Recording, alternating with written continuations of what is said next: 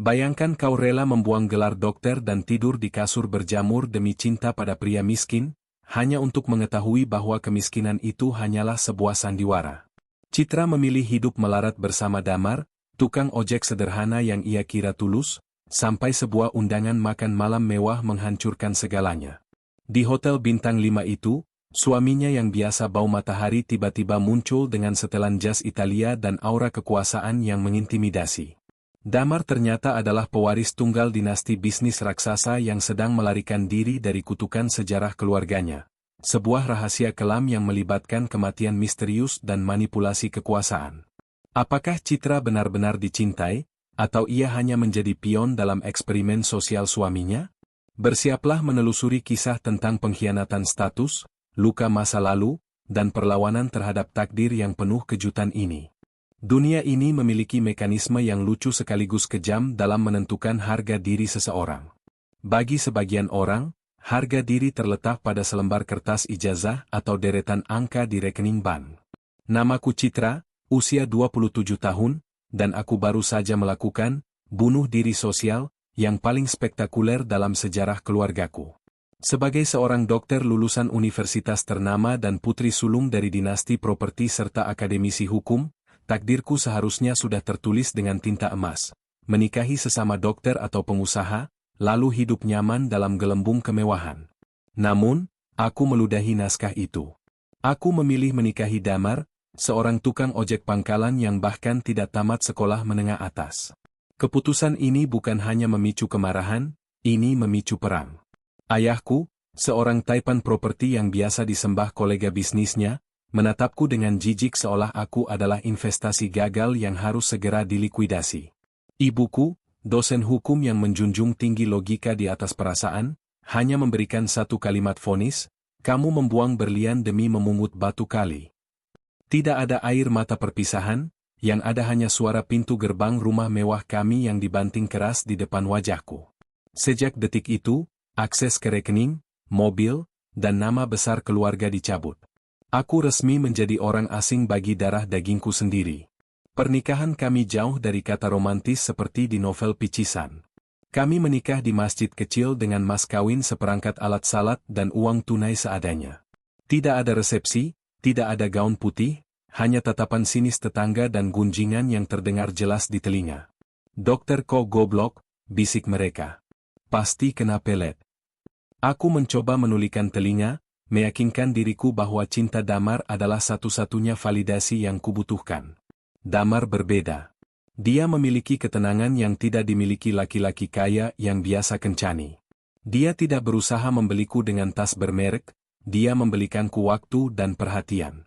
Namun, realitas kemiskinan memukulku lebih keras daripada tamparan fisik. Kami tinggal di kontrakan petak 2 kamar di gang sempit yang tidak bisa dilalui mobil. Dindingnya lembab dan berjamur, meninggalkan bau apek yang menempel di pakaianku, bahkan setelah dicuci berkali-kali. Setiap malam, aku harus tidur di kasur busa tipis yang membuat punggungku, yang terbiasa dengan kasur pegas impor, menjerit kesakitan. Suara tikus yang berlarian di plafon menjadi lagu pengantar tidur kami. Pagi itu, aku terbangun dengan perasaan mual, bukan karena hamil, tapi karena aroma selokan di depan rumah yang meluap akibat hujan semalam. Damar sudah bangun, sedang menyemir sepatu bututnya di teras. Punggungnya yang tegap terlihat basah oleh keringat, padahal matahari belum tinggi. Neng, nanti pulang jam berapa? Tanyanya lembut tanpa menoleh. Suaranya baritone, menenangkan, namun ada nada lelah yang ia coba sembunyikan. Seperti biasa, Mas. Shift jaga sore, jawabku sambil menyeduh teh celup yang sudah kuseduh 2 kali demi penghematan. Aku menatap punggung suamiku. Ada rasa bersalah yang menyelinap. Damar bekerja 2 kali lebih keras sejak menikahiku. Ojek pangkalan di siang hari, dan kadang menjadi kuli angkut pasar di malam hari jika setoran sepi. Dia tidak pernah mengeluh, dan itu justru membuatku semakin tersiksa. Apakah aku egois menyeretnya ke dalam ambisiku untuk membuktikan pada orang tuaku bahwa aku bisa hidup tanpa mereka? Rahasia kecilku adalah, aku tidak sepenuhnya menikahi Damar karena cinta buta. Ada bagian dari diriku, bagian yang gelap dan pemberontak, yang menikahi Damar untuk menghukum orang tuaku. Untuk melihat wajah sempurna mereka retak oleh rasa malu. Tapi sekarang, akulah yang retak. Siang harinya, saat aku bersiap berangkat ke klinik kecil tempatku bekerja setelah diistirahatkan secara halus dari rumah sakit besar karena skandal pernikahanku, aku melihat Damar sedang dimaki oleh seorang ibu-ibu perlente di pinggir jalan karena tidak sengaja menyenggol spion mobil mewahnya. Damar hanya menunduk, meminta maaf berkali-kali, sementara ibu itu menunjuk-nunjuk wajahnya. Hatiku hancur. Suamiku, pelindungku, tampak begitu kecil di hadapan uang. Aku berbalik masuk ke dalam rumah, menatap cermin retak di dinding. Wajah di pantulan itu tampak asing. Lingkaran hitam di bawah mataku semakin jelas. Apakah ini harga sebuah kebebasan?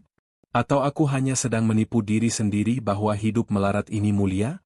Pertanyaan itu menggantung, belum terjawab, ketika tiba-tiba ponselku bergetar di atas meja kayu yang lapuk. Bukan pesan dari Damar, melainkan sebuah notifikasi email dari alamat yang tidak dikenal dengan subjek, kebenaran tentang suamimu. Jantungku berdegup kencang. Apakah Damar menyembunyikan sesuatu yang lebih buruk daripada kemiskinan? Email itu kosong. Tidak ada isi, hanya subjek yang provokatif. Aku menganggapnya sebagai spam atau ulah iseng orang yang membenci pernikahan kami, namun benih keraguan sudah tertanam. Hari-hari berikutnya berjalan seperti neraka yang lambat. Di klinik tempatku bekerja, suasana berubah dingin. Rekan sesama dokter mulai menjaga jarak. Pasien-pasien dari kalangan menengah ke atas mulai meminta ganti dokter saat tahu namaku. Puncaknya adalah ketika pemilik klinik memanggilku ke ruangannya.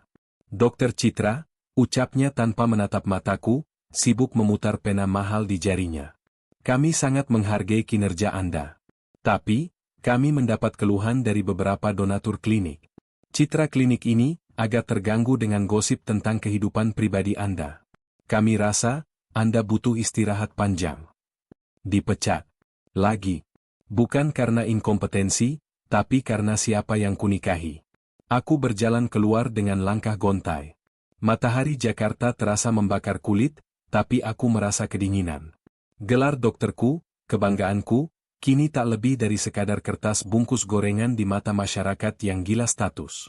Aku pulang lebih awal ke kontrakan, berniat menumpahkan tangisku di pelukan Damar. Namun, saat aku sampai di depan gang, aku melihat pemandangan yang membuat darahku berdesir. Damar berdiri di pojok warung rokok, berbicara lewat telepon dengan nada suara yang tidak pernah kudengar sebelumnya, tegas, dingin, dan penuh otoritas. "Jangan bantah saya. Lakukan sesuai instruksi. Saya tidak peduli berapa biayanya, bereskan hari ini juga," ucap Damar ke ponsel bututnya. Aku membeku. Damar yang kukenal selalu bicara lembut, bahkan cenderung pasrah. Siapa yang ia perintah? Dan, biaya, apa yang ia bicarakan? Saat ia menyadari kehadiranku, ekspresinya berubah drastis dalam sepersekian detik. Kembali menjadi Damar yang lugu dan hangat. Neng sudah pulang? Kok cepat?" tanyanya sambil buru-buru memasukkan ponsel ke saku celana jeansnya yang kotor. "Siapa yang telepon, Mas?" tanyaku, menyelidik. "Biasa, Neng. Teman pangkalan." "Masalah iuran?" jawabnya sambil tersenyum. Senyum yang dulu menenangkan, kini terasa seperti topeng. Aku mulai berpikir liar. Apakah Damar terlibat sindikat kriminal? Apakah dia bandar narkoba yang menyamar? Atau penipu ulung? Ketakutan itu lebih besar daripada kemiskinan. Aku bisa hidup miskin, tapi aku tidak bisa hidup dengan penjahat. Ketegangan di antara kami memuncak 3 hari kemudian. Sebuah mobil sedan hitam mengkilap berhenti di depan kontrakan kami yang kumuh, menciptakan kontras yang menyakitkan mata. Seorang pria berpakaian jas rapi turun, mengetuk pintu kami yang catnya mengelupas. Damar sedang tidak ada di rumah. "Selamat siang, Ibu Citra," sapanya dengan nada formal yang berlebihan. "Saya sekretaris pribadi Bapak Wijaya. Saya diutus untuk menyampaikan undangan makan malam khusus untuk Bapak Damar dan Ibu Citra malam ini di Hotel Grand Hyatt." Aku memegang undangan bersampul beludru itu dengan tangan gemetar.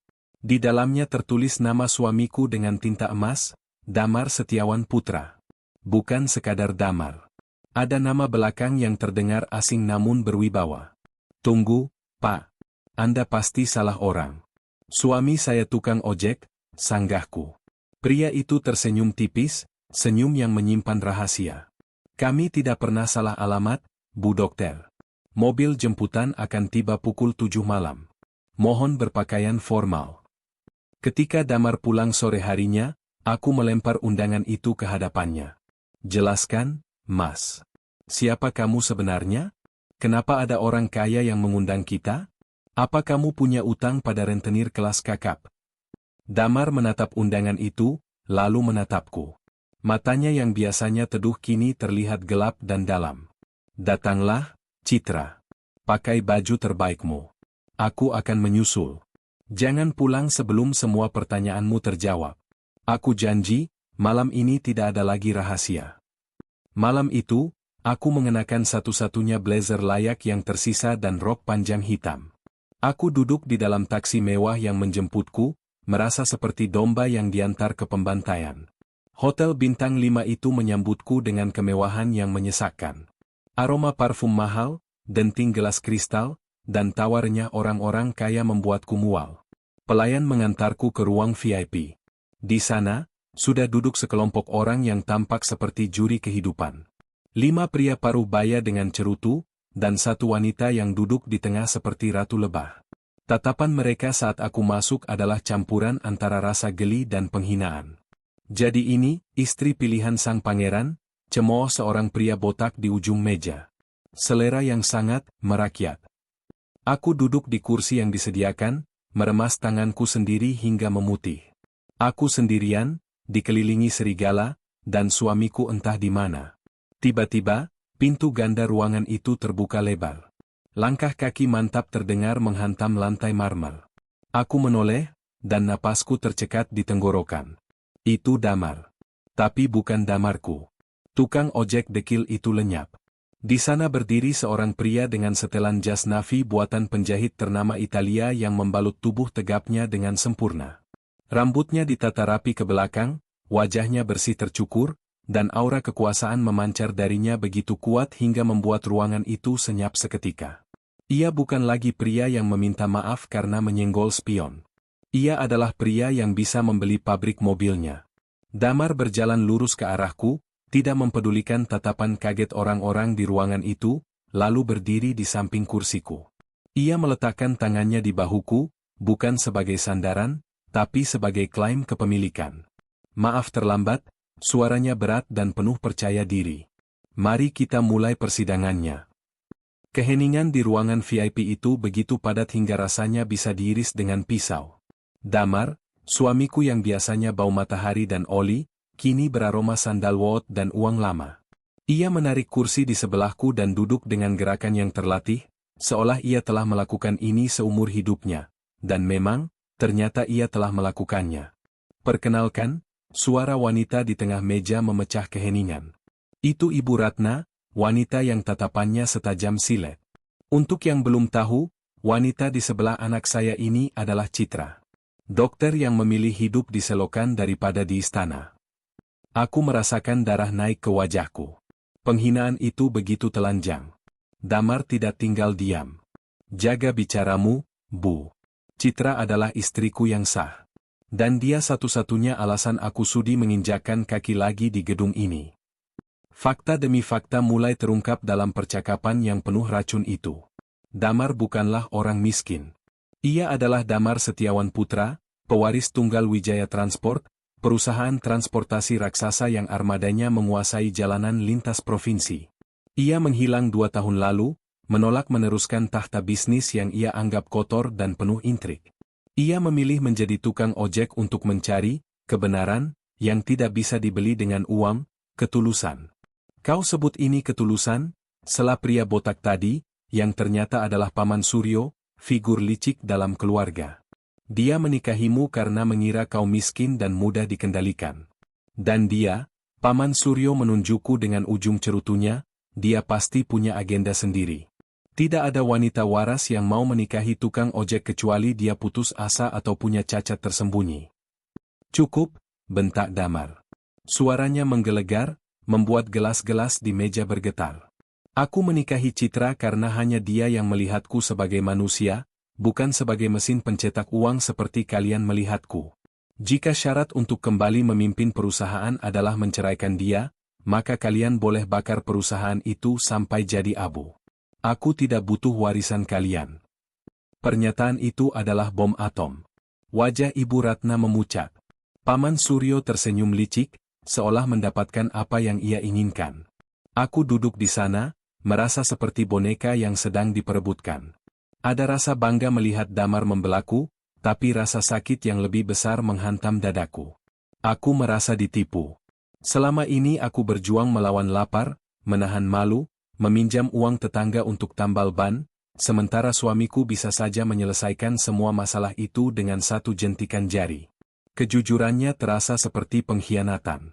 Dia membiarkanku menderita demi sebuah eksperimen sosial atas nama cinta. Apakah penderitaanku hanyalah ujian kelayakan baginya? Kita pulang, Citra. Damar menarik tanganku, membawaku keluar dari ruangan yang menyesakkan itu. Kami berjalan melewati lobi hotel, menjadi pusat perhatian. Orang-orang berbisik.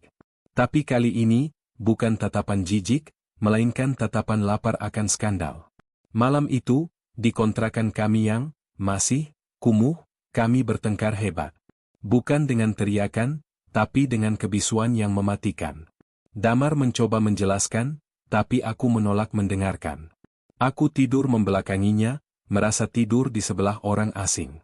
Keesokan harinya, mimpi buruk yang sebenarnya dimulai. Seseorang merekam kejadian kami keluar dari hotel malam itu. Video itu viral di media sosial dengan narasi yang memutarbalikkan fakta, pewaris Wijaya Transport menikahi dokter kampung. Diduga dokter ini menjebak sang pewaris dengan kehamilan palsu, atau Cinderella versi gembel. Dokter matre pura-pura terima tukang ojek demi harta karun. Komentar netizen ribuan jumlahnya, dan 90% isinya adalah racun.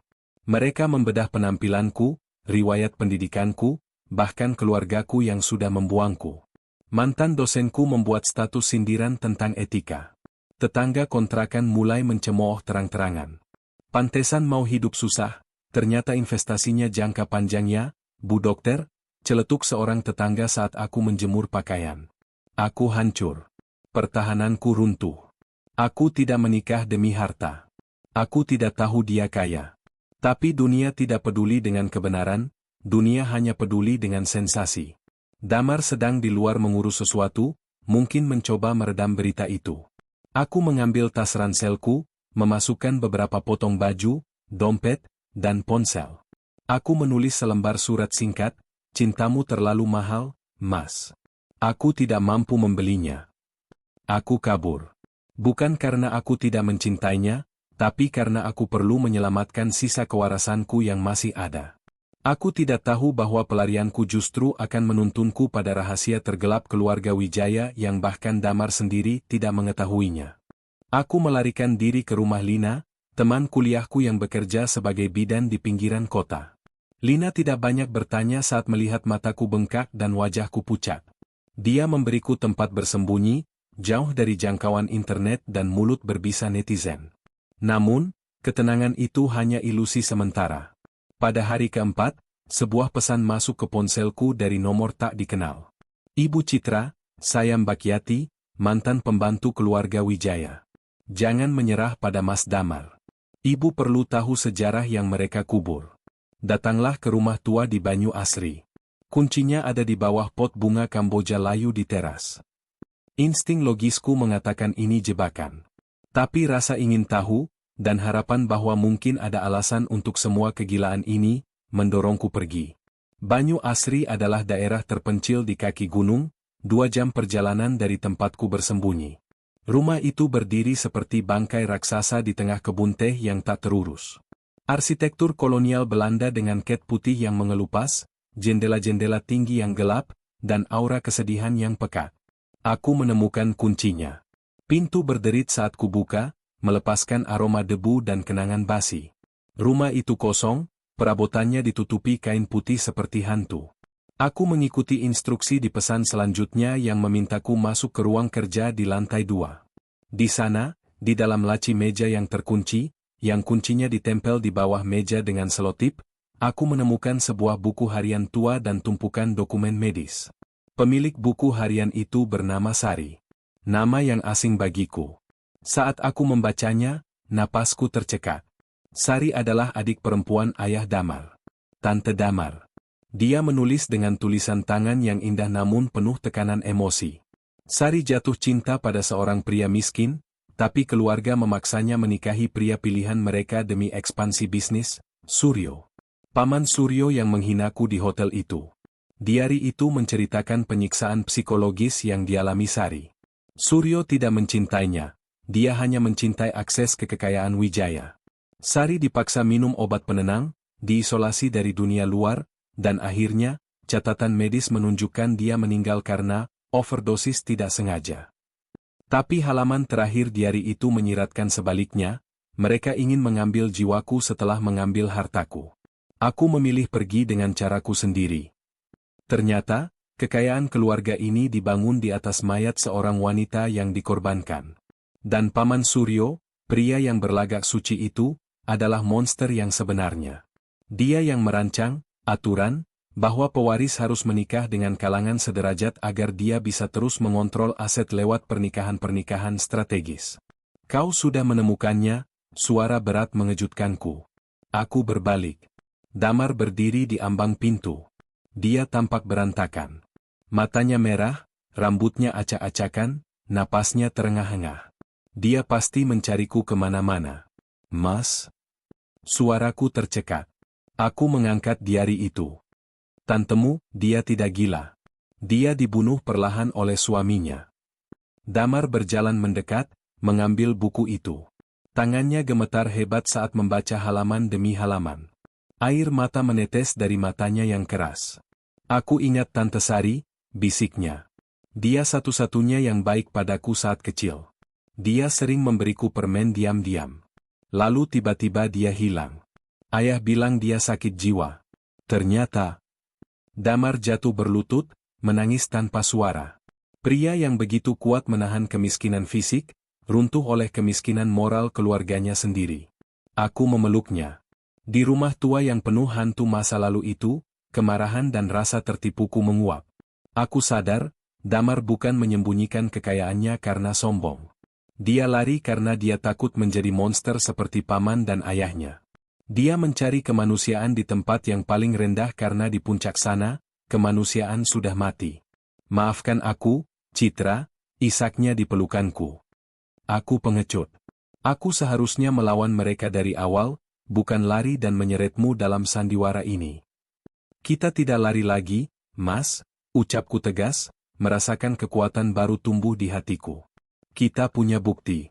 Kita punya kebenaran. Dan kita akan mengambil apa yang menjadi hakmu, bukan untuk menjadi seperti mereka, tapi untuk menghancurkan sistem busuk ini. Malam itu, di tengah debu Banyu Asri, kami menyusun rencana. Paman Suryo baru saja meninggal 3 hari lalu. Sebuah kebetulan yang ironis atau mungkin karma, tapi pengaruhnya masih mencengkeram lewat Ibu Ratna. Kami harus menghadapi bos terakhir, ibunya sendiri.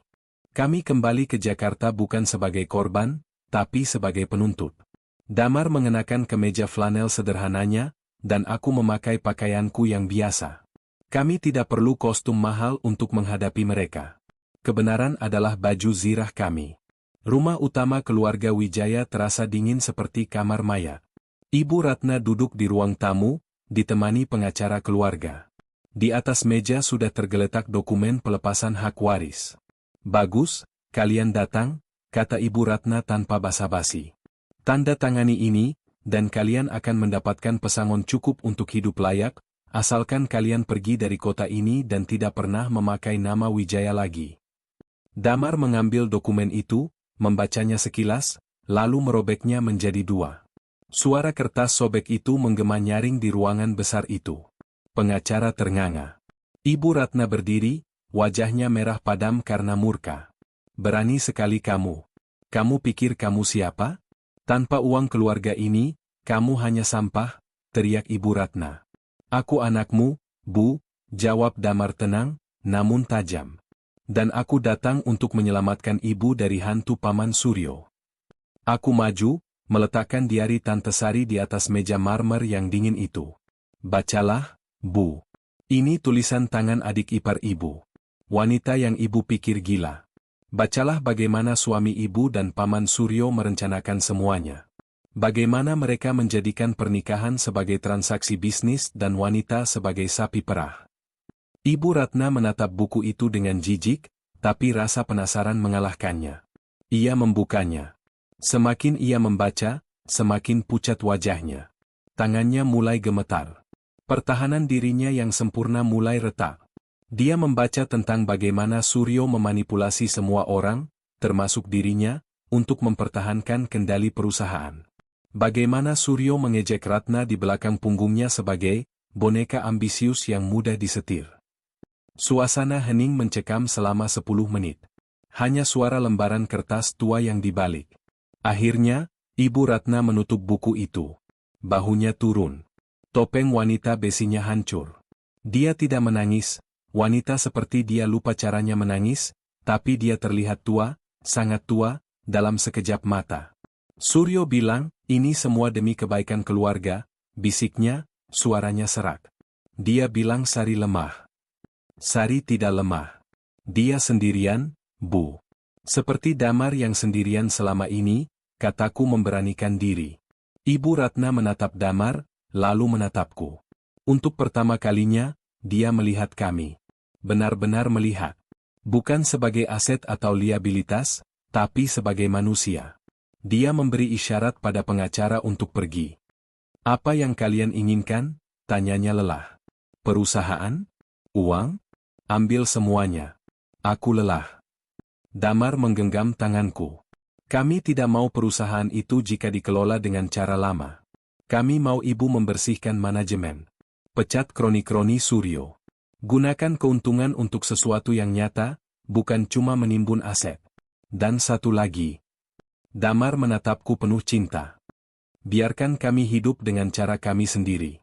Tanpa campur tangan, tanpa aturan konyol. Ibu Ratna mengangguk pelan. Dia mengambil sebuah amplop dari laci meja. Ini adalah saham pribadi ibu. 15%. Atas nama cucu ibu yang akan lahir nanti, jika kalian bersedia memberinya. Dia menyodorkannya pada kami. Tanpa syarat. Kami keluar dari rumah megah itu tanpa membawa sepeser pun uang tunai, tapi kami membawa pulang sesuatu yang jauh lebih berharga, kebebasan dan rasa hormat. 6 bulan kemudian, klinik kecilku kembali buka. Kali ini lebih ramai, bukan karena gosip, tapi karena aku dikenal sebagai dokter yang tidak membeda-bedakan pasien. Damar? Dia menggunakan sebagian dividen saham yang akhirnya kami terima, untuk dana pendidikan anak masa depan, untuk membuka usaha bengkel dan pelatihan bagi pemuda putus sekolah. Dia masih suka naik motor, tapi sekarang dengan tujuan yang jelas. Orang-orang masih bergunjing. Ada yang bilang aku wanita licik yang berhasil menaklukkan naga. Ada yang bilang Damar orang bodoh yang membagi hartanya. Biarlah. Kontroversi akan selalu ada. Tapi setiap malam, saat kami makan malam di meja kayu sederhana kami, yang kini lauknya sudah jauh lebih baik, aku menatap suamiku dan sadar satu hal, cinta memang butuh makan, tapi cinta yang diuji dengan kelaparan dan fitnah, rasanya jauh lebih nikmat saat akhirnya kenyang. Namaku Citra, istri mantan tukang ojek, dan ini adalah kemenangan kecil kami melawan dunia yang gila hormat. Pada akhirnya, Citra dan Damar memilih jalan hidup mereka sendiri, menolak tunduk pada kekayaan yang mengikat kebebasan, namun tetap menerima hak masa depan demi anak mereka. Kisah ini memberikan hikmah mendalam bahwa kemuliaan seseorang tidak terletak pada nama besar atau harta warisan, melainkan pada keberanian untuk memutus rantai trauma keluarga dan membangun kehidupan di atas kejujuran. Meskipun cerita ini adalah karya fiksi yang dikemas serealistis mungkin, semoga setiap detiknya memberikan pelajaran berharga bagi kita semua. Terima kasih banyak telah setia menonton hingga detik terakhir.